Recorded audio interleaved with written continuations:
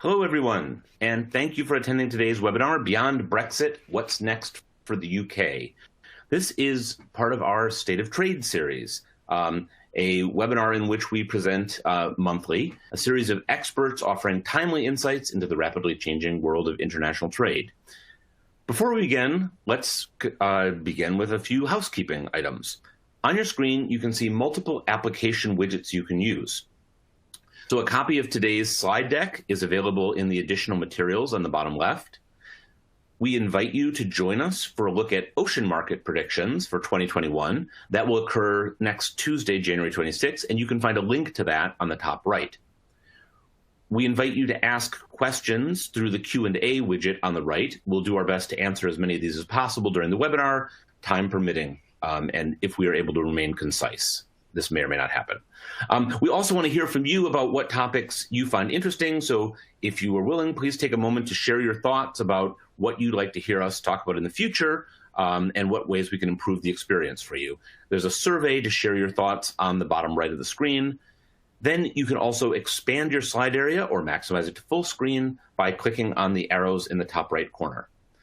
Lastly, an on-demand version of this webinar will be available shortly after the webinar concludes, and you can access that using the same audience link that was sent to you earlier. Okay, this next bit is to keep the lawyers happy. Please do keep in mind that all information provided in this webinar is presented based on the situation at the time and may not be customized to your specific situation. That said, we got a good show today. We're going to be talking about the question of what's next for Brexit from several different directions. I'll give details in a moment, but to do this, we're very fortunate to have with us some highly knowledgeable guests who will help us sort it all out. So we have David Hennig, who is director of the UK Trade Policy Project. And I'll just say a word about his past, and that's for the European Centre for International Political Economy. He's one of the UK's leading authorities on trade policy. He directs that project at ASEEP, and he has written extensively on the trade implications of Brexit when he's not also solving other world problems in trade, as he's worked on a whole range of things. But he previously worked for the UK government on EU-US trade negotiations and China-US issues in particular. He worked in business as a consultant and is a proud graduate of Oxford. David, welcome. Thank you. Just say hi, sir. There you go. Cheers. All right. We also have Flexport's own Christos Chamberlain, who is our general manager for the UK. He's responsible for Flexport's UK business, building out its client base and operations, brings almost 15 years of strategy and operations experience to the role. More recently, he was COO at Swoon and the UK Director of Operations at HelloFresh, where he helped shape the story of those fast-growing direct-to-consumer brands in the UK. Christos, glad to have you with us. Hello, Phil. Nice to be here. Good to have you back. And we are also fortunate to have Jamie Houlihan, who is our Global Customs Lead in our Flexport UK office. He studied at Kingston University and comes with over 6 years of experience in UK customs, previously held positions at Expeditors and TNT, and works with clients to help them understand the supply chain and how to prepare to make declarations in this new year as we face this new scenario. So, Jamie, good to have you with us. Thanks for having me, Phil. Great to have you. All right, so down to business. This is actually our second time visiting the question of Brexit in recent months. Don't worry if you missed the first one, we'll catch you up. But when we checked in last fall, the UK was in the midst of a transition year. And the UK government and the EU were supposedly close to striking a deal that was going to define the terms of the trading relationship after 2020 transition year concluded. So, to make a long story short, that deal was kind of elusive. The deadline after deadline was missed. Business was kind of left hanging, wondering what the new rules would be in the fast approaching new year. And then finally, towards the very close of December, there was a deal. That's the setup for today's discussion. We'll talk about what was in that deal. We'll talk about what has now changed for business. We'll talk about key areas of EU-UK disagreement, which of these were resolved and which of these were sort of postponed. We will go through some of the details of what this means for shipping and customs, and we will talk about what comes next. What What do we expect from here, or is everything settled? All right. And then, of course, as I said, time permitting, we'll get to your questions at the end. As is our wont, we want to keep all of you involved. We want to hear what you think and what you expect and what you have to say about all this. So let's start with a poll question. We'll do several of these throughout. But just to gauge where you are coming in, and don't worry, there's no wrong answers to this, but from what you have heard about post-transition Brexit terms, the deal that I just talked about, do you conclude, one, trade in and out of the UK will be easier than you expected, that trade in and out of the UK will be about what you expected, trade in and out of the UK will be harder than what you expected, or you're reserving judgment and waiting for the details? So if I can ask you to click the appropriate button that just says where you are at this starting point, we will have all our little elves. I can't even pretend there's little elves anymore now that we do video. I like that there was imagery before of the little elves behind me tallying the votes. All right, well, there's no Santa Claus either. Sorry. In any case, please register your opinion. We're very interested to know what your initial take is on it, and then we'll give you ours. So let me just give thank you for those of you who have voted. I see a number coming in. Let me give a minute or so, not a minute, seconds, mere seconds, hurry. And then we will see what everyone said. Okay, going once, going twice. Survey says. All right. A substantial chunk of you are still waiting for details, about 35%, but a narrow plurality said that trade in and out of the UK is going to be harder than what you would expected. So something of a negative shock. Very, very few, we have 1.7% saying that it will actually be easier than expected, with about a quarter of you thinking, yeah, this is what I anticipated. All right, very interesting. Thank you for telling us that. It's useful to know where you're coming from in all this. We'll see where our experts are. I wanted to start our discussion, and I'm going to tap David in particular for this, by asking what was the deal. And just as a setup to sort of put things in context, and because we have this cool slide already done from before, I want to remind people sort of what the broader framework is, to sort of zoom out a bit from all the stuff that's happened in the last month. And just remember, this has been a fairly long time coming, that it was June 2016 when we had the Brexit vote. Then there was the Article 50 declaration, which was that, in fact, the UK was going to leave the EU. That started a 2-year clock. There was a deadline. There were withdrawal agreements. Brexit actually took place a year ago. So this was really a transition that came from there. David, this took a long time to negotiate. So this has been years. What took so long? And in particular, why did this transition deal, or the what comes next, come down to the wire? Well, it didn't. The trade deal did not take so long to negotiate as the UK's exit from the EU, and that took a long time because of UK internal disagreements. If we actually look at it, the discussions on this trade agreement only started in March and finished in December. 9 months to go through a lot of detail. That's not a long time. And that tells you a lot about what's in there as well. So both sides agreed up front, there's not enough time to have different tariff levels. It's got to be zero tariffs.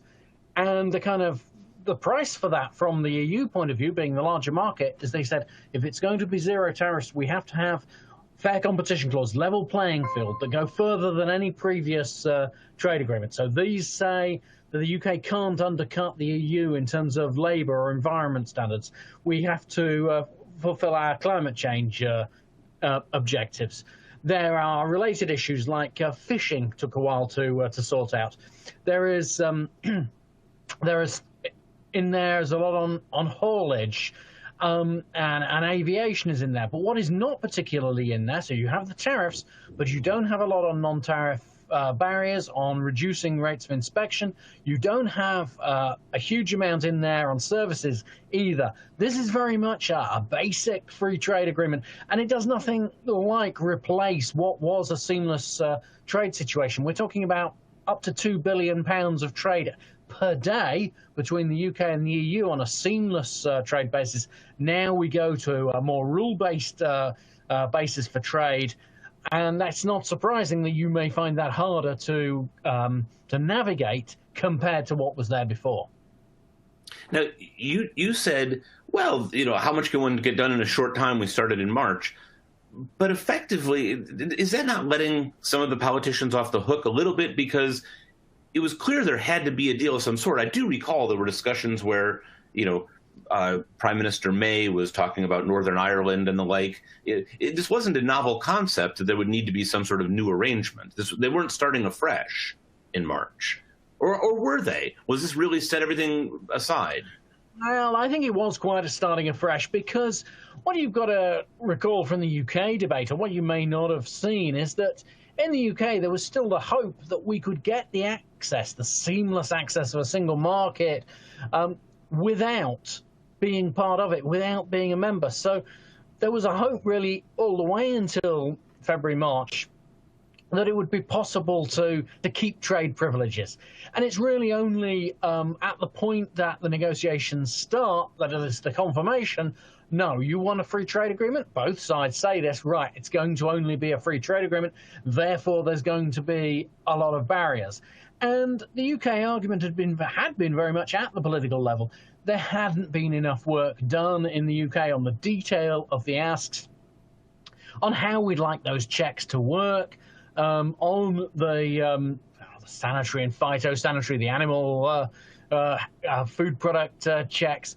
There hadn't been enough work, and so that then is leaving you only a little bit of time to get all of that worked out. So yes, a lot of debate, but really it was all about leaving the EU. It wasn't about the kind of detail you need to include in a free trade agreement.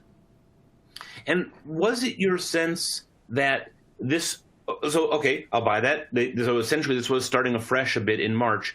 Was it then steady progress from then, or was it postponing a moment of revelation, of uncomfortable revelation, when it was, some of these things, if you are, a UK rock band and you want to tour Europe, this is going to be a little harder than it was before? Yeah, look, there is plenty of that. I mean, in fact, you see the shape of the deal emerging as early as June. And the UK government didn't much like it, the idea that we would have to sign up for pretty strict conditions, that we wouldn't get our offensive asks not only on musicians able to tour around Europe, for example, but on generous rules of origin provisions, or on some mutual recognition on tests on industrial products. You can see that starting to take shape from June, but there's the hope that, well, maybe we can get it. Plus which you have a UK government that thinks the best way to keep domestic support for negotiations is to talk tough, which is great, but then at some point you need to do the switch from talking tough to cutting the deal, which may not quite match what you talked, which was what happened. But yeah, you could have even done this more quickly. An awful lot of it. The deal was in place in June. But having said which, it's a disappointment because of what's not in there. A lot of the kind of detailed discussion you normally get in trade agreements, whether that's on services, whether that's on the checks and barriers, that's not really in the trade agreement. So we posed the question to the audience, or to our listeners earlier, disappointing, easier, harder. I take it you're coming down on it's harder perhaps than you expected when you say it was a disappointment, harder to trade. I think that I knew it was going to be tough. I think that we're disappointed that some more easements weren't put in there to do that. I think you wanted, or you hoped, to see the checks taken seriously. I give an example. You've got the standard EU checks on food products, around 30% are physically inspected. You can reduce that. New Zealand, only 1% of their food products are inspected on entry into the EU. It's not reduced because the UK didn't want to align into its regulations, and so I don't think it asked. But that's just one example. There are a lot of other examples of where the detail just isn't in place. So yes, I'm on the side of it's worse than I expected. I thought we could do better, or rather maybe modern trade agreements generally try to do better than this one. It is thinner than you would hope for, and it's it was always going to be thin compared to the previous trade relationship, but it's even thinner than we would have hoped. We're going to come back in a little bit to the question of whether there's a possibility of evolution or improvement as we go along. Let me just hit you with the last question on the deal itself. In terms of the specifics that were agreed, were there things that you found particularly surprising? The last minute aspects, perhaps what they said about fishing or state aid, what had seemed to be the hang-ups? Yeah, I mean, at the end of the day, it seems like the UK government conceded plenty of ground on the fishing. I won't go into the detail, but it seems like it didn't hold their course. I think on the level playing field, the fair competition provisions, I think that these go further than anything we've seen in a trade agreement before. The ability for sanctions to be applied if there's divergence between the EU and the UK. And I don't think that was necessary. I think that was quite poor negotiating on the part of the UK, because this is a subject the EU have been struggling with for some years. I remember when we were negotiating with the US provisions were potentially tougher than the EU ones, even though the EU talks the big game about how good they are at labour and environment provisions. So the EU was kind of pushed by their own members to taking a tough view, and I think the UK kind of mishandled that. I don't think there was a need to do it. And there's still small print that we're finding out about, which we may hear more about, where some of the rules of origin, they're pretty tough. You've got one of the issues we were looking at was electric vehicles. The UK was really hoping that there was going to be some derogation, basically, to easing of trade in electronic vehicles. It's not there. So there's very little you can point to and say the UK asked for this, the UK got that. I want to jump back for a moment to what you were saying about state aid and the like, because I think it actually serves as a great example of this differentiation between what people often imagine as just tell me what the tariffs are going to be versus the deeper aspects of these trade agreements. And maybe for those who aren't as steeped in this, correct me if I'm wrong here, the concern with this is that one country is worried that the other will either loosen regulation, subsidize an industry, do something to tilt a playing field and give their domestic industry an advantage. And so the question at issue here is either do you forbid them from doing that, or do you keep open some penalty in case they do? And so if I understood what you said correctly, in this particular case, the UK said, well, we don't want to be bound by EU regulations. We don't want to have to match them step for step on what they do. But the surprise was they said, therefore, we are willing to be hit by new barriers in the future if the EU dislikes what we do. Is that correct? Yeah, that's more or less correct. I mean, if we look at the evolution of trade agreements over a few years, this is getting harder for the EU, the US, many countries to complete trade agreements because our domestic populations are saying, but what if the other side cheats? Now, not so much in the case of the UK against the EU, but in the case of the EU compared to the UK, they're worried that the UK is going to deregulate and is going to become a deregulated economy on the fringes of the EU, undercutting the UK model, the EU model of the economy with high standards, and so they insist on these provisions. I mean, whether the UK would really deregulate to that extent, pretty hard to tell, and I think I'm not sure it would, but that was the fear. And particularly the previous trade agreement the EU completed, not yet in place, was with Mercosur, South America. Concerns there about the Amazon and deforestation. And you're saying, and there are no provisions in there that are enforceable to hit them with tariff sanctions if they break promises. Desire now, no, you need to do that. Now, yeah, this is the new way really in trade deals, but I don't think the UK government kind of took it sufficiently seriously, and I think they could have put in better proposals earlier on and said, look, we accept that you need to have something. How about we do it this way? Whereas actually the UK government initially said, we don't want this at all. And that was never going to work. And I think ended up with a tougher line. But yes, this is what a lot of the negotiations were about. They weren't about how to make trade easier. They were about how to stop cheating.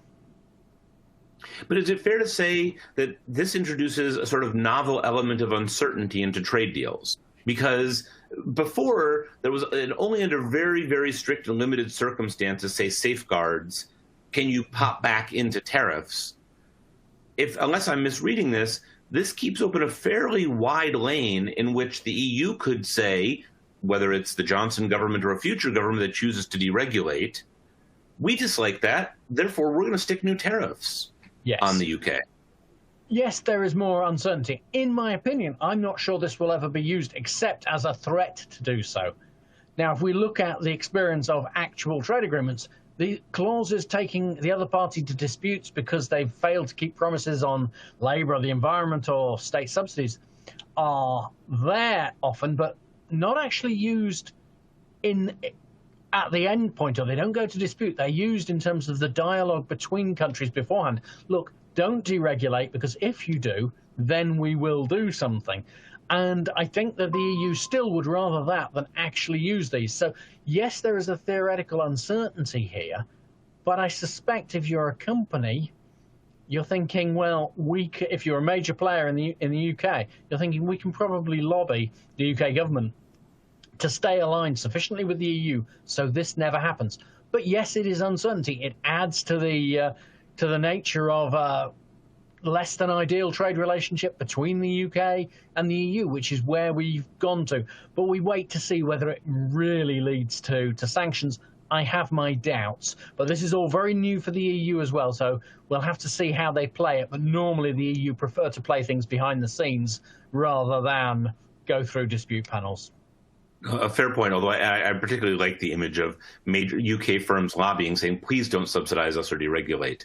The deregulate is maybe a little easier to imagine. All right, we're going to come back to some stuff. It's happened before when companies have said that. Don't subsidize us.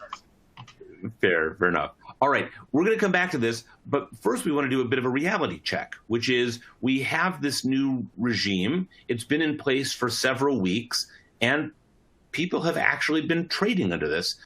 So, Jamie and Christos, let me toss this over to you in our initial experience with this new regime. Yeah, I mean, I think the results of the poll, kind of indicate what we've seen initially, which is that clearly this got harder. And I suppose to a certain extent that was expected, going from a sort of seamless trade environment to one with rules.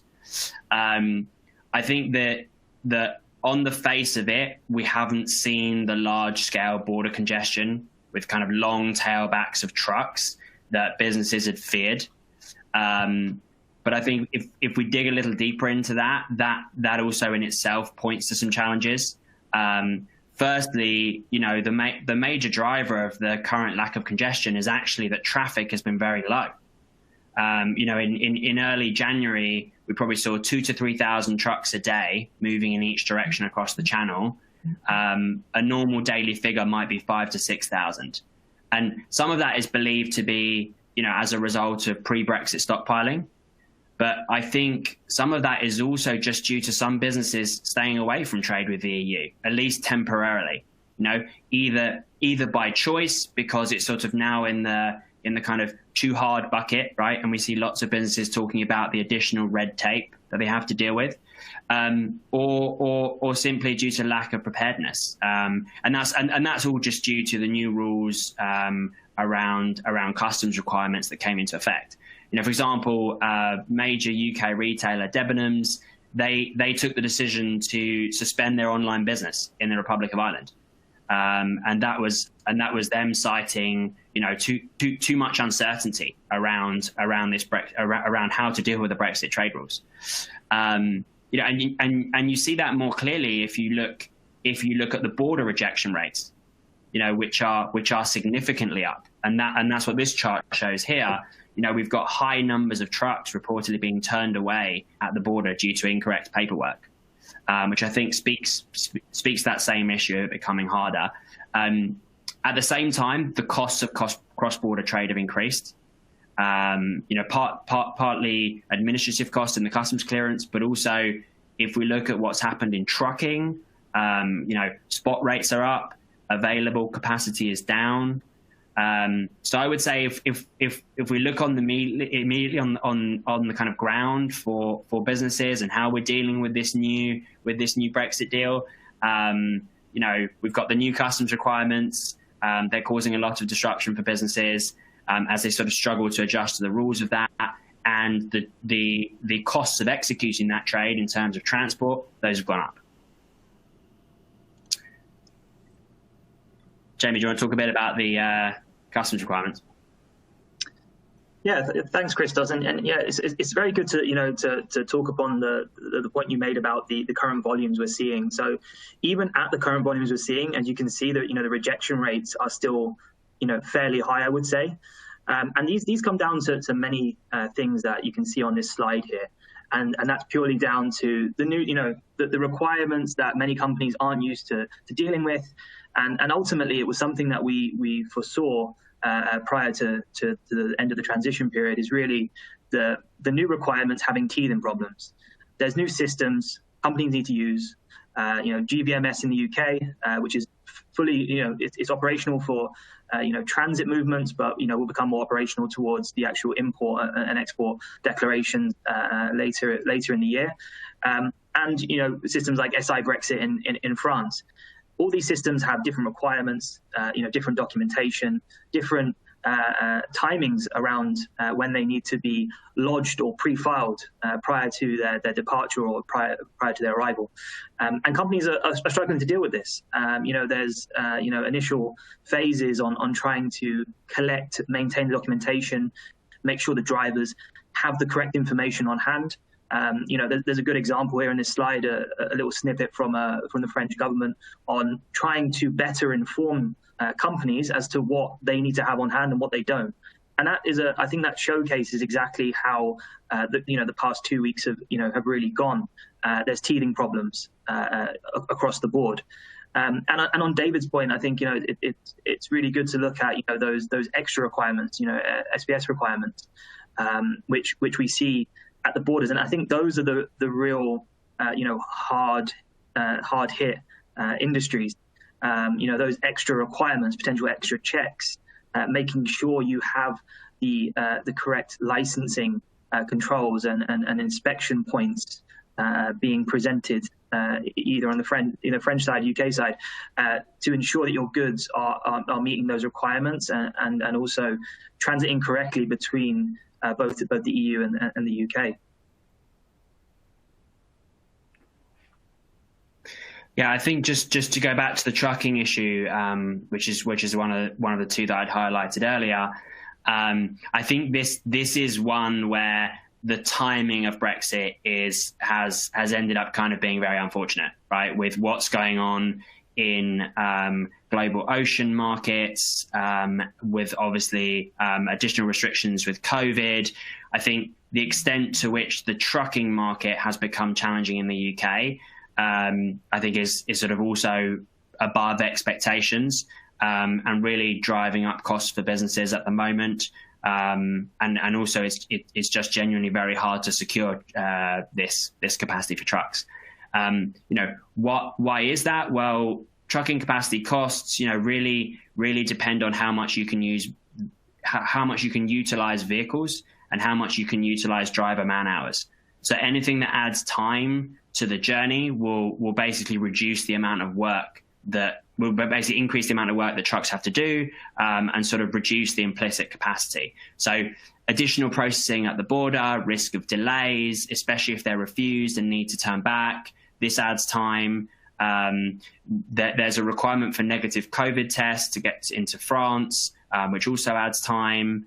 The piece where I talked about unfortunate timing is, we see very high port congestion at Felixstowe and Southampton, which is a challenge related to ocean markets, and so that has taken some additional demand for cross-border trucking because UK-bound vessels have been rerouted to mainland Europe. I think the thing that's come on top of all of this is basically that at the same time we're seeing capacity being taken out of the market, with some hauliers suspending services between UK and EU entirely. I think one notable example was DPD, They're one of the largest parcel carriers in Europe. They took the decision to suspend their cross-border deliveries, because they said that 1 in 5 parcels that they were transporting had the wrong paperwork, and the parcels had to be returned. And so obviously that's a significant enough disruption that they just don't want to perform that service. So there are a few factors here, Brexit related, not necessarily Brexit related, more unfortunate timing, that mean that we're seeing much higher costs for cross-border trucking. So just generally making this trade more expensive. Can I, before we move on from this, I want to, if I can, ask you guys a hard question, which is, we've just, so there's new barriers and there's new obstacles to moving in and out of the UK. Do we have a rough sense of how much of this, you described several bins. One of this is people are adjusting to things, both shippers and the government. How do you staff up? How do you make systems integrate? But it's transitional. That one expects to pass once people get used to this. There's things such as the pandemic-related stuff, which we hope passes, as we get past this. But then there's a certain degree to which these are just new obstacles because you're doing checks now that you didn't have to do before. Is there any way to get a general sense of how how much of this is transitional or temporary, and how much of this is the new normal? Yeah, I think that's a good question. I would probably make a couple of points on it. One is that the short-term circumstances are very, very extreme. Between COVID, the ocean market congestion, Brexit, it's going to be incredibly hard to disaggregate right now the number of different factors that freight companies are facing coming into the UK from purely Brexit. So I would say, one, that makes it incredibly challenging. Two, I think because of the low volume of traffic, we haven't yet seen the potential for congestion to the extent that we might do. So I would say, extremely disruptive short term, very, very opaque. So it's hard to see where it goes long term. But I think from some of the nature of the things that businesses are dealing with, I would say there are going to be structural cost changes, right? That perhaps were not built in when companies thought, yes, we've got a deal now. A deal means I continue at my current cost base. I think there's structural elements there.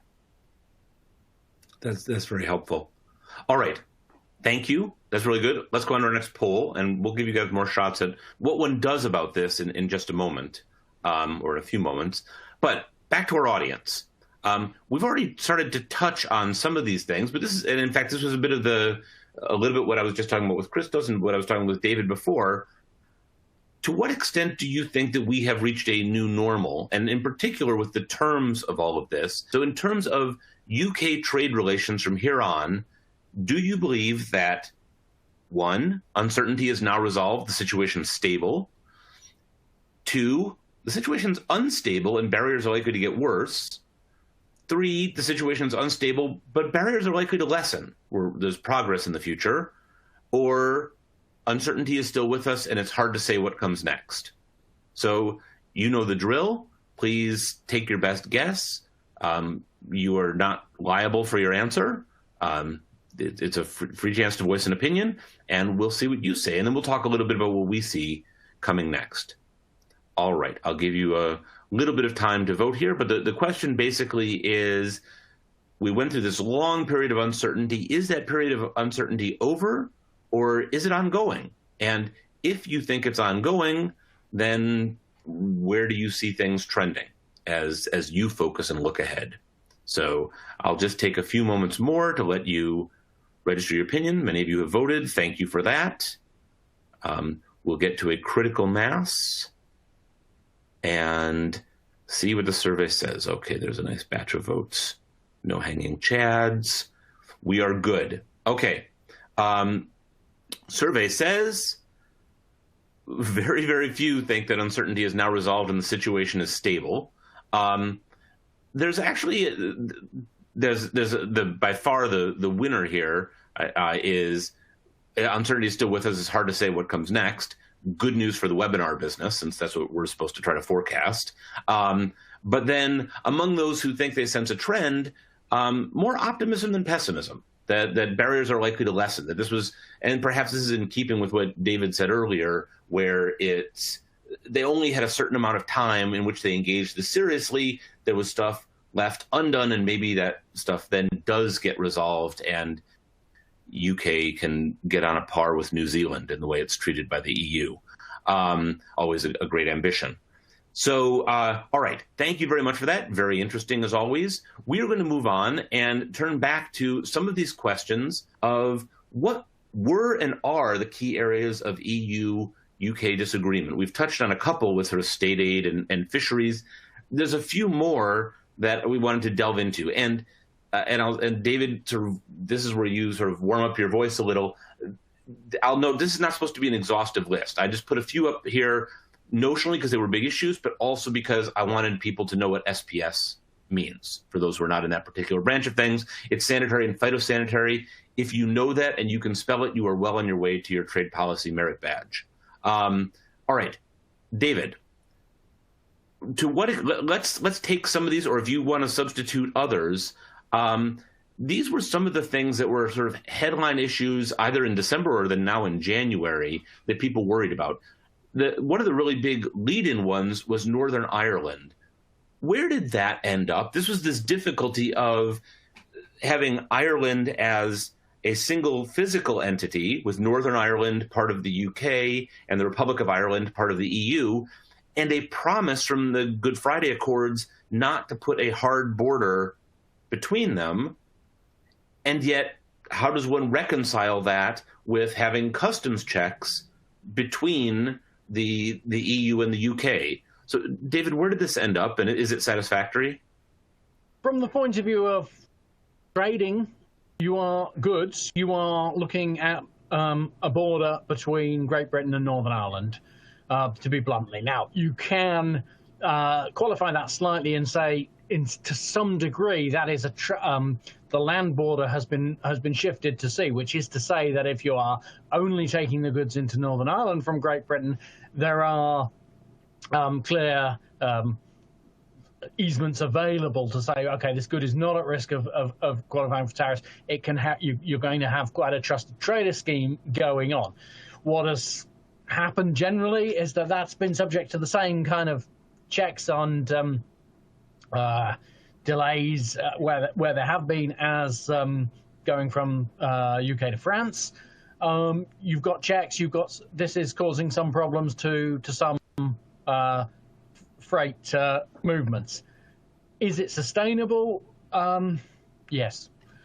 I think that what happened there, it's been controversial, but ultimately it's a very difficult issue, and the US and the EU are broadly on the side of the solution that has been put forward. The UK is just going to have to take that.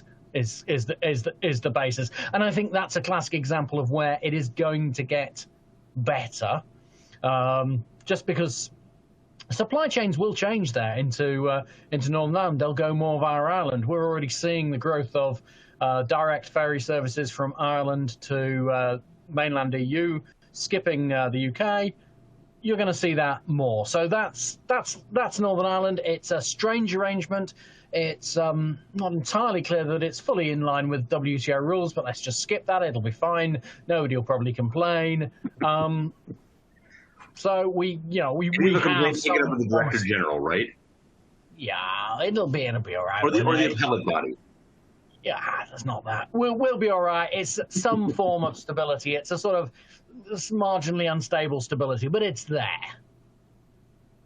Okay. No, and I can't resist, because I love the politics of all this too. There was a moment when Northern Ireland appeared to be relatively influential in British politics. They seem to have been cast into the ocean a bit this way. How does that work? Well, they were. There was a point at which the political party in Northern Ireland that is most in favour of strong links with, across to the rest of the UK, the Democratic Unionists were actually required to support the government, but unfortunately they played their cards particularly badly in doing so. They turned down what would have been a all UK solution, and they got themselves treated differently once the new government came into play and just stuck a border in. So yeah, they didn't do it very well, and so they managed to put a border in. But there's a note here, and this is important, I think, which is to say that the UK government, Boris Johnson, hasn't really been fully honest at any point about what's happening here. So he keeps denying there are any real borders. Then he says that it's just teething troubles. So that's a tricky one for investors who can see that there are problems and might want them to be improved over time. It's kind of tricky if the Prime Minister says no, there's not. But basically, yep, there's a border, and the Northern Ireland Unionists did not do a good job. Will there be a united Ireland in the future? Maybe, but not in the next 2, 3, 4 years. Excellent. Okay, let's move on to rules of origin. So there's, for many people who aren't steeped in this, there's a tendency to think about you have UK goods and European goods, and how will they be permitted to move? There is a question of what is a UK good and what is a European good and how are things treated. And that's where rules of origin come in. How is that handled here? And do we have any sense of how viable this approach is? Right. And I'm going to have to go back one here. The UK used to be in the customs union with the EU. The EU is a customs union. In a customs union, you can bring goods in from outside, and once they get into any part of the EU, they can then move around the EU without further problems. So once a good comes from the UK, it's from the UK. It could move around the EU. That changes when there's a free trade agreement. Even when a good comes into the UK, it may not be counted as UK for the purposes of proving that it deserves to have zero tariff. That's what this is about. How do you prove that you're eligible for the preferential tariff of zero compared to the normal WTO rate? You have to show you've done sufficient work on the product, that it comes from the right materials, probably from the UK and the EU. That doesn't go away. What that does mean is that where businesses have been using the UK as a hub for the whole of Europe, that's going to be tricky in the future, because in the past they may have had goods coming into the UK and then being sorted, maybe a little bit of processing, and moved on around the EU. That model doesn't work anymore. Now, there is then some... And that would be something like autos, is that right? If we want to imagine an industry, the autos industry would be an example of this? Well, the one that's come up to the fore recently is retail. You've got retail is the best one. You've got a UK retailer who might be have some stores around the EU. They bring in the materials into the UK, have the warehouses here, and then they supply to other countries around the EU. That doesn't work anymore because you may have to pay tariffs. You've got delivery issues, and then you have an enormous amount of small print around the rules of origin. You have, for each individual product, the rules as to how you prove that product deserves to get zero tariff. And you have rules about maybe a good can't be exported from the EU to the UK and then back to the EU again. And that counts. That's important for the UK, even if it wasn't the hub for the whole of Europe. It might have been the hub for the UK and Ireland. It might have taken goods from the EU, processed them in the UK, and then sent them to Ireland again. There is a problem with doing that, according to the small print of the new trade agreement as well. This one is here to stay. Okay, I think also, just to jump in a little bit here, I think that's the one that is causing most of the challenge, right? Because it's a very well-trodden freight route to bring things into the UK and have stores in both UK and Ireland, right? Especially for supermarkets and retailers. And so it's the fact that now, like going from Europe to UK, then back to Ireland, this is where the rules of origin are really, really biting. And we're seeing the supermarkets run into a lot of challenges with this. Interesting. Okay. Thank you for that. Last one that I'll hit you with, and you can tell me if I'm missing something, David, in terms of these sort of big issues, because I don't want to sort of preclude you from insights. If I'm correct, didn't Prime We don't have, there's no tariffs or non-tariff barriers anymore. These kinds of inspection regimes, do they count as a non-tariff barrier? Should we think of them that way? And what are the prospects for them lightening and that sort of lessening that we talked about in the poll? Okay, so let's talk about not just these checks on food. Let's talk about all non-tariff barriers, because in the past the UK was a member of European regulatory agencies, so we followed the same rules. We had no checks, whether it was on industrial goods or food goods. So different kinds of checks. We're out of all of that now. So in general, if a good needs to be tested on entry into the EU market, whether that's food most often or technical goods, that now has to happen. There are pretty much no dispensations in there on checks. For example, so it's not just food. We're talking food. We're talking chemicals. We're talking cars, although they get approved in advance. Toys. So you have a huge amount of checks on things going into the EU, and you also have the potential that the UK is going to diverge our regulations. So a product that is available that can be sold in the UK may not be allowed to be sold in the EU in the future. We have to watch those regulations as well. That hasn't happened yet, but it could happen. So you've got a whole raft of potential problems around the heading of non-tariff barriers. SPS is one, but there are many others. And if you want one more? Well, I will in a second, but I want to do a quick follow-up on that. Which you made the point on rules of origin that this is inherent, that this is just simply we're stuck with because it's a free trade agreement. On those regulatory checks, do you anticipate that this is also something inherent, or this is something that could be eased with further negotiation? This can change in the future. I don't think it'll change in the next couple of years, but there are tried and tested methods in trade deals for this. You can have mutual recognition agreements. You can have veterinary equivalence agreements to reduce the SPS checks. You can have all manner of agreements to reduce the divergence or reduce the number of required checks between the two parties. So far, for different reasons, the UK didn't want to ask for too many in case it bound us into EU regulation, and the EU didn't want to ask didn't want to grant too many in case the UK didn't want to bind in with regulation and didn't want to give the UK a special deal. This could change in the future, but again, I don't think it'll change in the coming months. Don't expect it to be quick. Got it. Okay, you had a bonus topic. The bonus one, and we're talking goods here, but let's talk about a bonus one, which is services. Let's talk about whether somebody from the UK, an engineer, let's say, is actually able to get out to a country in Europe to repair something, a product. Maybe not. They may need work permits. You can no longer guarantee that someone with sole UK citizenship can provide the service that you may need them to do in the EU. So even if you're just you're just trade goods, you've probably got a services element to you as well.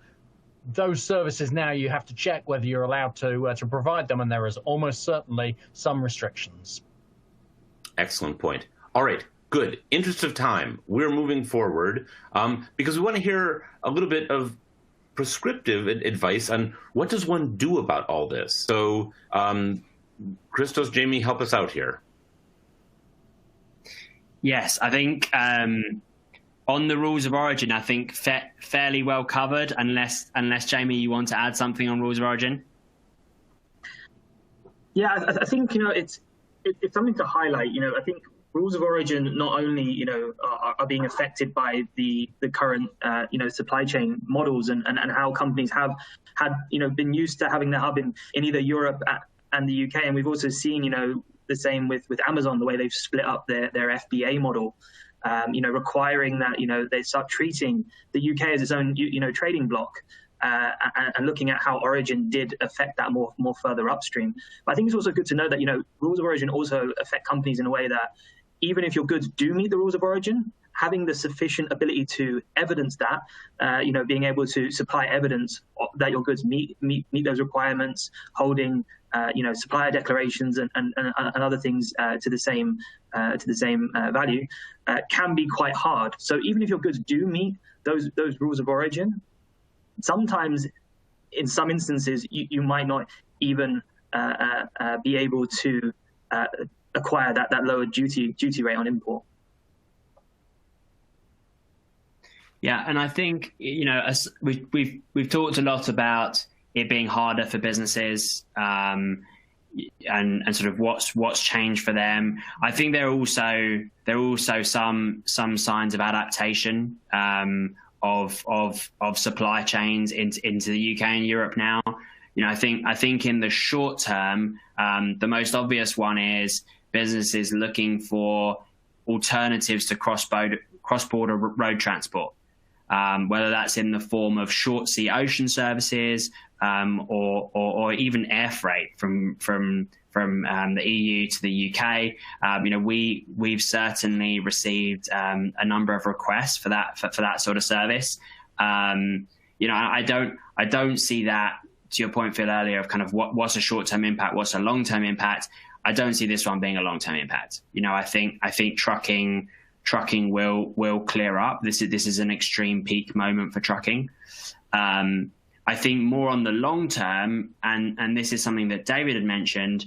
I think that there is more of an imperative to rethink European distribution models, particularly, as David mentioned, companies currently using the UK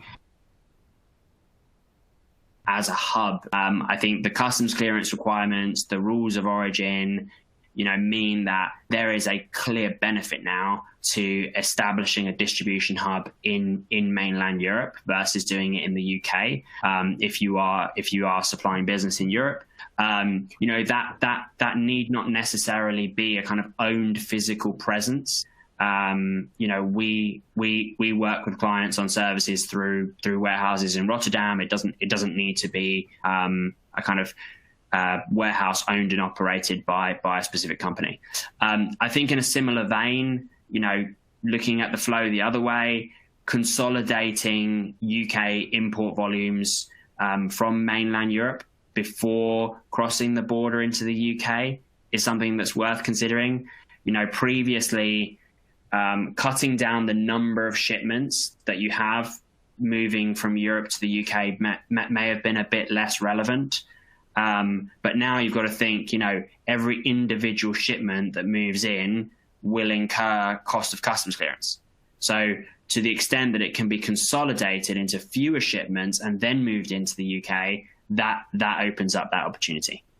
So I think there are some things there where shipping is kind of fundamentally shifting in terms of that trade between EU and UK. And Jamie, is there anything you want to add to that? Yeah, no, I agree. I think the mentality is shifting, and companies are looking more towards optimizing their duty exposure now. So I think companies, when January 1st hit, it was all about getting through Brexit. Getting these declarations created, appointing an agent, and getting through it. I think further from that, we will start to see optimization throughout supply chains, looking at and asking the questions on do I process my goods in the UK? Is there special procedures that I might be able to use? Whether that range from inward processing, outward processing, potentially temporary admission across the EU or into the UK, where that duty value is then optimized to a lower value. I think that's something we're seeing a lot more of, and obviously companies looking towards bonded storage models across the EU and the UK. So the UK did remain part of the Common Transit Convention. So companies looking towards not meeting the rules of origin, but still looking for these kind of distribution models where they do have more singular hubs, can look towards segregation and management of bonded stock and stock that is either in free circulation in the EU. So I think those shifts will start to become more prominent as companies look towards the optimization and the beyond Brexit outlook, I would say. That's very helpful. All right. You guys have done a great job of answering. In fact, you have answered many of the questions that our audience has submitted. I want to sort of take the what comes next and pose one question to a very broad question to David, and others can chime in. We asked the audience earlier, to what extent do they see this as stable? So I'll let David start, but then Christos and Jamie are welcome to weigh in. To what extent do you see this as stable, or are we going to see big tectonic shifts? Is Scotland going to do something? Are there going to be further negotiations, or have we really defined the rules for the next couple of years? Some concluding thoughts, David? For 2 years, I think that this is substantially what we live with. Beyond 2 years, I would say that we can't, we can't bank on it for the longer term. You do have an issue whereby Scotland may be looking for independence and join the EU potentially in the future. I think that as issues do stack up, not now, but I think in 12 months' time or 2 years, I think the UK government might start to be looking to saying, okay, which of these can we start to solve? But I don't think that happens straight away. So I think, yeah, it's for the time being, I don't expect changes. I think that would be a sort of blow to pride. And at the moment, the UK government is trying to push money around to sort of make up for any issues. But I think we will, it's not a long-term stable relationship, because there was so much trade. And if those trade volumes go down between the UK and the EU, as I think we're going to see, there's going to be a lot of questions in the UK about how to get them up again. And then you start going back to questions of, well, could we do something different with the trade agreement? Okay, excellent. No, that's very useful. Christos, I'm going to throw something at you. In fact, I'm going to use my executive discretion here, because we're getting some excellent questions from the audience. And so you can turn this into what's next, but we have an audience question like this, which is, do you anticipate that new routes and new hubs will emerge as people sort of respond to the new arrangements for logistics? Yeah, I do think that new hubs will emerge. Yes, I think that the most likely thing is where companies are using the UK as a hub for Europe. I think we will see more hubs move to mainland Europe. I think that's something that was already being explored, even in the run up to Brexit. Almost any outcome of this, people are already asking those questions. And I think now where we've landed with the requirements on customs, where we've landed with rules of origin, I think that is something that is likely to happen. Yes. Actually, let me quickly hit you with one last question here, because it's related and may have the same answer. But we also were asked from one of our listeners, as a U.S.-based company with products originating in the U.S., we're getting hit hard with duties shipping our products from our UK 3PL to the EU. Is there any hope that this will change, i.e. preferential origin? I know our company is not alone in feeling this disadvantage, and we will consider moving our distribution point to EU mainland. Is there hope? Yeah. I think I'm gonna as I normally do with these, refer it to our customs expert Jamie to maybe speak to the hope. Perfect.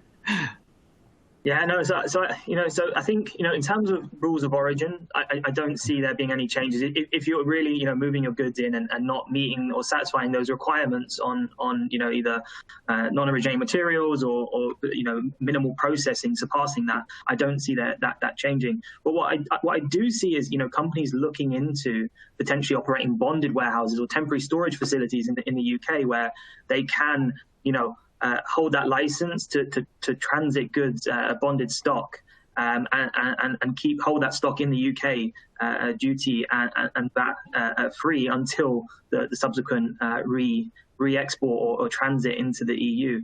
And we've also seen that the UK government did announce that there is a potential plan, obviously not anytime soon, but in the near future, of a potential free port strategy in the UK, which may be something that companies look towards optimizing and looking more into how that might fit into their supply chains.